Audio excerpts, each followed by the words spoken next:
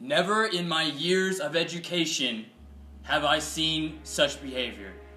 I ought to cancel retreat. No! No, I'm not going to do that since we already paid the DJ. But don't think I'm not taking this situation seriously. I will do whatever it takes. I will keep you here all night. We can't keep them here past 5. I will keep you here till 5. Now what we're going to try and do is fix the way you students relate to each other. Okay, everybody close your eyes.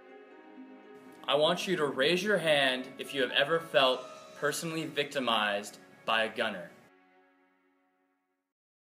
Now I want you to raise your hand if you have ever done anything against your fellow classmates that would be considered gunner-ish.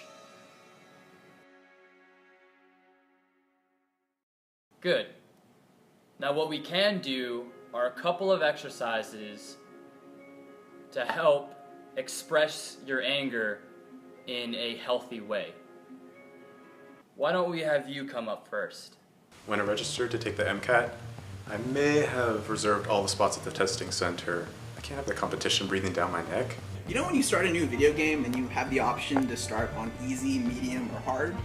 I kind of wish med school was like that, but with an option to go extra hard.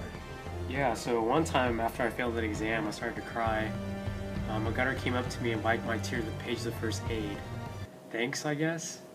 I soak all of my pencils in coffee the night before the exam. That way, during the exam, I have a constant dose of transdermal caffeine. Honors! One time, a gunner asked me to help them build the old scrapbook, the old MS1 exams.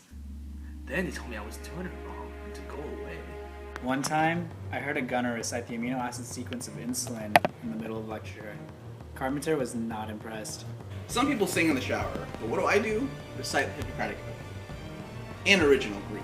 Gunner once tried to get me to sign a petition for a new grading criteria. Mucho honors. Stop trying to make mucho honors happen. It's not gonna happen! One time, a gunner tore out all the renal chapters in every one of the textbooks in the LRC. So then I had to check Wikipedia to figure out what a GFR was. And all it said was I'm failing my patients. Prepared for step 1 by taking step 2. When I was a gunner, I secretly changed all the coffee at French Corner to decaf, paid off the barista to keep it that way, and then disrupted this coffee bean supply chain to all the Starbucks within a 15-mile radius. For all of MS1 year, I slept with my reflex hammer and my stethoscope under my pillow to foster a sense of oneness with them. They must become true extensions of my soul. I've been leaving my Step 1 score reports at printers around the hospital and accidentally forgetting them. People are bowing to me. One time, I put laxatives in cookies and left them in the LRC the night before an exam. The Great La Madeleine incident? Yeah, that was me. I wrote a 500-word mnemonic for the 500 most common genetic diseases. Some people call it low yield. There's nothing low yield. Don't even think about asking me to post it on Facebook. There's only 2 rules to being a true gunner. 1, don't ever tell anyone everything you know. You want to know what the worst part about med school is? You still have to take summer vacation after your first year. Yeah, I was such a good gunner that Dr. Currie used my tank for the entire practical.